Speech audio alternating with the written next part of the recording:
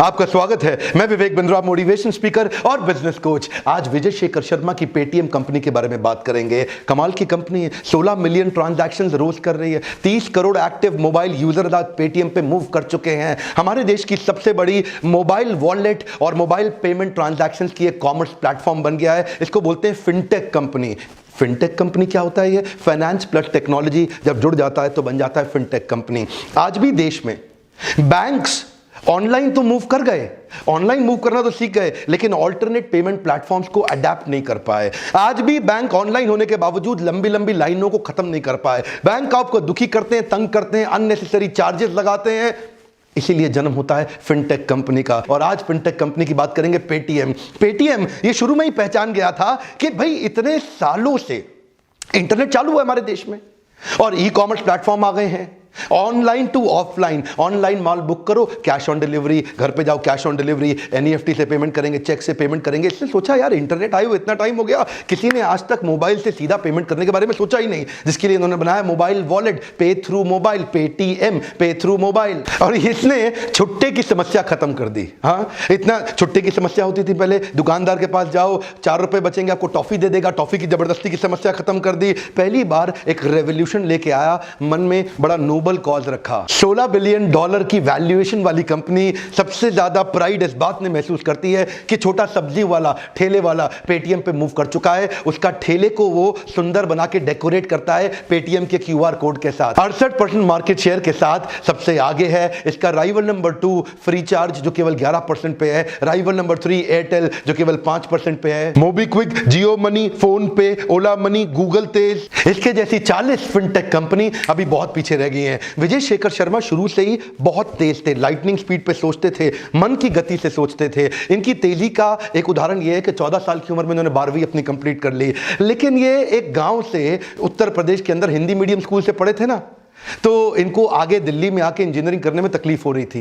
1 साल लगा करके एंट्रेंस की तैयारी करी। अब हिंदी और इंग्लिश किताबें साथ साथ रख के पढ़ते थे। पहले हिंदी में इंग्लिश में पढ़ते थे, उसका ट्रांसलेशन हिंदी में पढ़ते थे, डिक्शनरी साथ में खोलते थे, उसका ट्रांसलेशन पढ़ते थे। बहरहाल Delhi college of engineering, prestigious engineering college, इनका वहाँ एडमिशन तो हो गया। शुरू से टॉपर रहने वाले विजय शेखर बड़े परेशान हो गए। टीचर वहाँ अंग्रेजी में पढ़ाता था, डीपीएस स्कूल के टॉपर वहाँ इसके साथ कॉम्पिटिशन में बैठे होते थे। आप डीसी समझ सकते हैं ना कि देश के या दिल्ली के कम से कम सबसे मेधावी छात्र वहां पहुंचते हैं। अब वहां पे जाके घबरा गया, अटेंडेंस इसकी लो होने लगी, फ्रंट बेंचर बैक बेंचर हो गया, टीचर से टेंशन में आ गया, क्वेश्चन का आंसर ना दे पाए। उस समय हार नहीं माना, इंग्लिश के अखबार पढ़ने शुरू किए, वोकैबुलरी इंप्रूव करनी शुरू करी, डिक्शनरी पर डिक्शनरी चाटता चला गया। विजय शेखर शर्मा की यही आदत कि अपने आप को कितना भी पीछे हो, मैं फर्स्ट मूवर नहीं फास्ट मूवर बन के दिखाऊंगा। ये फास्ट बने और बाद में अपने धंधे में फर्स्ट भी बने, फास्ट भी बने। अब तो ये हमारे देश के 74वें सबसे अमीर इंसान है। लेकिन शुरू में मोबाइल पेमेंट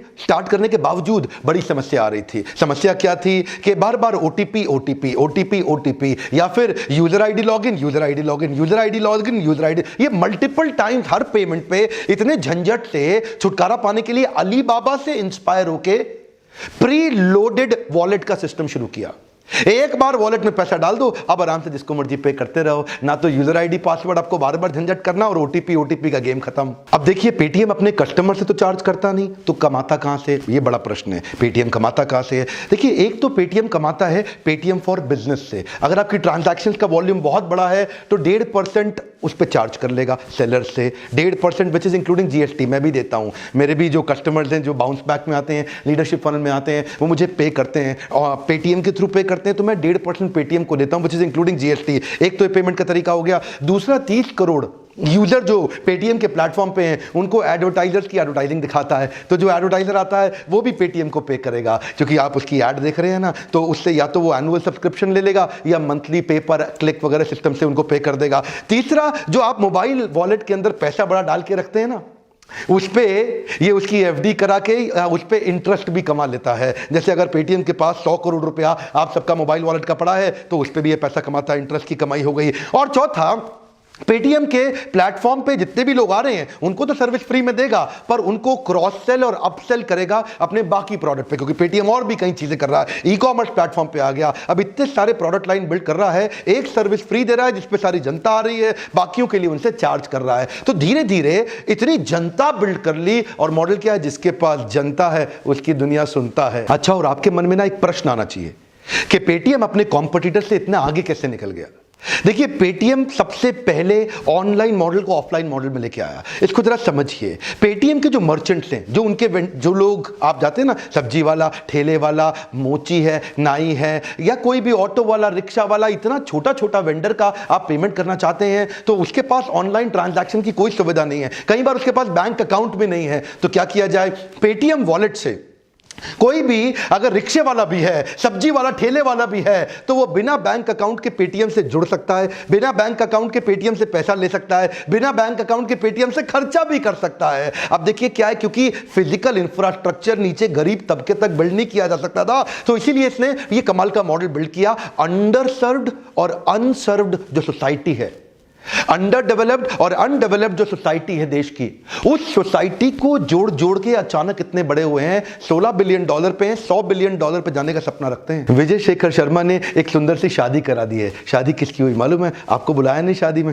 बुलाया था, शादी करा दी पर्स की और मोबाइल की। ये कहते हैं जी ईमेल मोबाइल में चला गया, कैमरा मोबाइल में चला गया, गाने में, सब कुछ तो मोबाइल में चला गया, तो पर्स क्यों ना मोबाइल में चला जाए। तो इन्होंने पर्स को मोबाइल में लाने के लिए इनकी लाइफ में एक बड़ा अरे वाह मोमेंट आया था चाइना में। जानना चाहते हैं अरे वाह मोमेंट? चाइना में ये एक बड़े ग्रोसरी स्टोर में, एक सुपरमार्केट के अंदर, एक मॉल के अंदर गए थे। वहां देखा कि लाइन तो बड़ी लंबी थी, बहुत लोग लाइन में खड़े थे, लेकिन लाइन धड़ धड़ धड़ धड़ धड़ धड़ धड़ धड़ धड़ खत्म होती जा रही थी। ये देखा इतनी जल्दी लाइन कैसे खत्म हो रही है। एक्चुअली वहां पे किसी को पैसा नहीं देना, सबके मोबाइल के अंदर था क्यूआर कोड, जो मोबाइल ऐप डाउनलोड किया हुआ था ना उस दुकान का जहां सब राशन खरीदते थे, सामान खरीदते थे, तो सब लाइन में आ रहे थे। और दुकानदार के पास क्या था जी? उसके पास इंफ्रास्ट्रक्चर था, हार्डवेयर, सॉफ्टवेयर और स्कैनर का।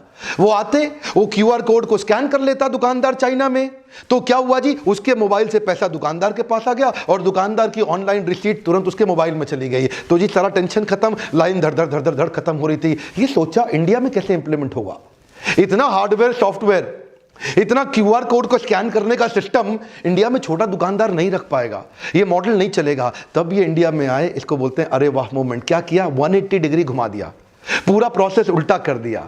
हर कस्टमर के पास जो स्मार्टफोन है उसमें कैमरा होता है।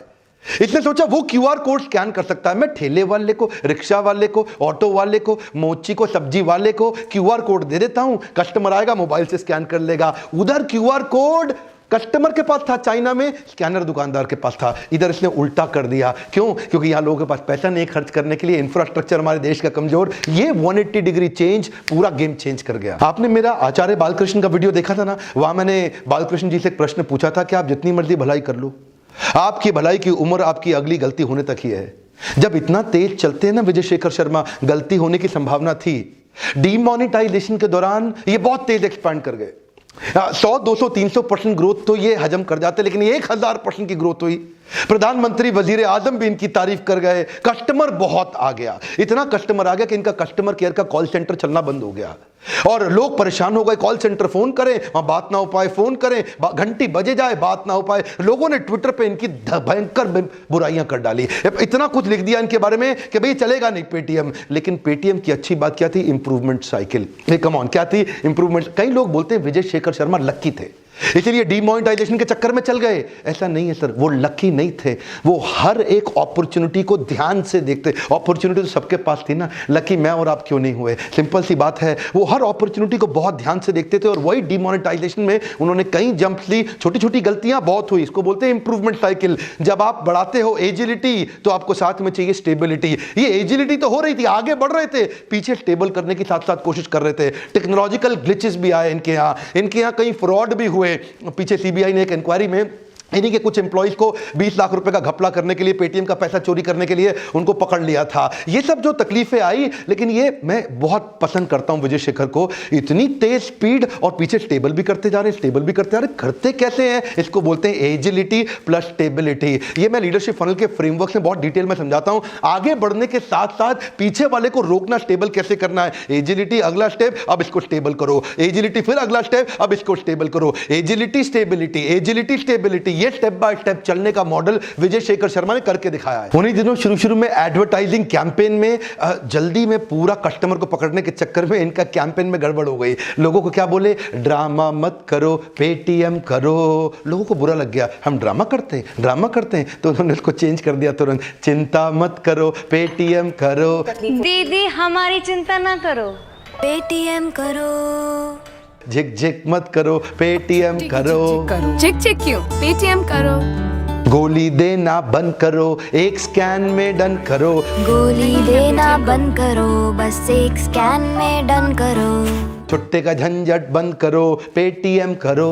छुट्टे के झगड़े, अरे छुट्टा नहीं है सर, 500 ही है, तो पेटीएम कर दीजिए। बंद करो। बार्गेन जी भर करो, अपने प्राइस पे डन करो, पेटीएम करो। बार्गेन जी भर करो, अपने प्राइस पे डन करो, पेटीएम करो। इनकी ये सारी इमोशनल राइमिंग वर्ड्स के जिंगल लोगों को याद हो गए। करो करो करो, एटीएम नहीं पेटीएम करो, ये बंद करो पेटीएम करो, ये मत करो पेटीएम करो। वो जिंगल जो थे ना राइमिंग वर्ड के, लोगों को याद रह गए। अब ये आगे बढ़ रहे थे तेजी से और लोग बड़े इनके साथ चलने लगे। इनसे गलती क्या हो गई थी? ये पेटीएम का जो कलर स्कीम था वो पेपैल के जैसा था। पेपैल का कलर स्कीम, इनके लोगो जो ना आपस में मिलते थे। अब आ गया पेपैल को गुस्सा, ये दुनिया की सबसे बड़ी ऑनलाइन पेमेंट कंपनी, ये आकर के इनके सर पे चढ़ गई, भाई तूने कैसे मेरी कलर स्कीम कॉपी करी? मैं दुनिया का सबसे बड़ा और तू बैठा है इंडिया में, तो तूने। अब उसने इसके ऊपर जो हाथ धो के पीछे पड़ा, कोर्ट में कर दिया बहुत बड़ा केस।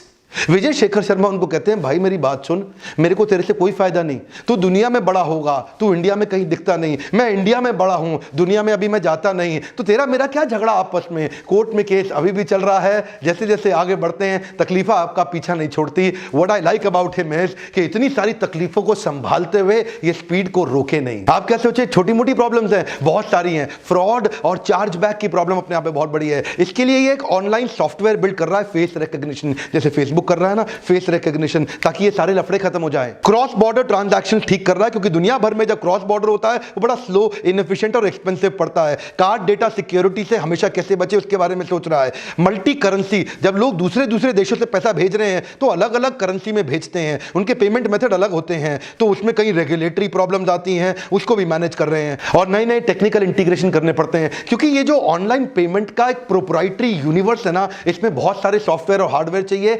7,500 लोगों की टीम है, कोई छोटी टीम नहीं है, ताकि ये सारे नए इंटीग्रेशन ऐड करते रहे, इनोवेशन में सबसे आगे रहे। देखते ही देखते सफलता की असली बड़ी छलांग तो तब लगी जब चाइना का शेर जैक मा अलीबाबा के साथ भारत आया और क्या बोला, भाई विजय शेखर शर्मा 40% शेयर हो गए मेरे, ले लो पैसा पकड़ लो। जैक मा के आने के बाद रतन टाटा पीछे नहीं रहे। रतन टाटा भी आए, बोले कुछ माइनॉरिटी स्टॉक मेरे को भी दे दो। रतन टाटा आ गए और असली रजनीकांत स्टाइल एंट्री तो तब हुई जब बर्कशायर हैथवे, दुनिया का सबसे बड़ा हाथी, कम ऑन, कौन? Warren Buffett.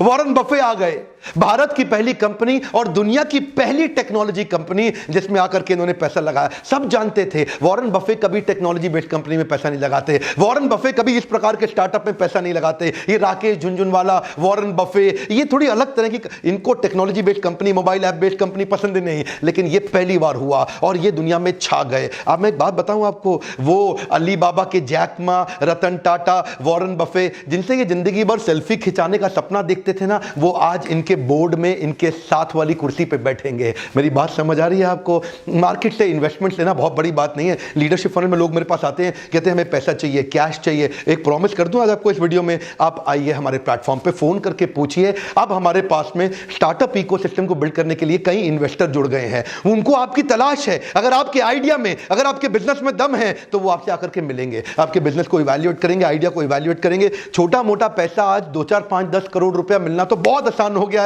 इन्वेस्टर आप जैसे लोगों की तलाश करते हैं, और मैं लीडरशिप फनल में यही इकोसिस्टम बिल्ड किया है कि आप कई तरह के स्टार्टअप इकोसिस्टम को मदद करने के लिए एंजल इन्वेस्टर, या वीसी वेंचर कैपिटलिस्ट, ये आते हैं हमारे पार्टिसिपेंट से मिलते हैं और देखते हैं क्या उनको पैसा मिल सकता है, कईयों को सफलता मिल रही है। यही बोर्ड लाइन नंबर पर फोन करने में तो आपका पैसा नहीं लगेगा ना कुछ। अभी मिलाइए फोन, पता लगाइए, सीट्स लिमिटेड हैं। और अगर आप 4 घंटे का प्रोग्राम अटेंड करना चाहते हैं बाउंस बैक, तो उसका नंबर अलग है। एक बात कहूं, आसान नहीं होता इतने वीडियोस बनाना मेरे टफ शेड्यूल में। लाइक करके उत्साह बढ़ाइएगा प्लीज। सब्सक्राइब करके बेल आइकॉन हिट नहीं किया, आपके तक वीडियो पहुंचेगा नहीं, लर्निंग छूट जाएगी। इसी लर्निंग के द्वारा विजय शेखर शर्मा जैसे भारत में पावरफुल एंटरप्रेन्योर्स की बहुत जरूरत है। पता नहीं किसी को क्या आइडिया आ जाए, वीडियो से शेयर कर दीजिए ना, कर दीजिए फटफट फटफट। इधर उधर के कितनी चीजों को, कंटेंट को आप शेयर करते हैं। लर्निंग बेस्ड कंटेंट को शेयर करेंगे तो लोग आपकी तारीफ भी करेंगे। कमेंट बॉक्स में लिखिए अगला वीडियो किस सिस्टम के ऊपर, किस ब्रांड के ऊपर, किस कंपनी स्टार्टअप पे बनाऊं।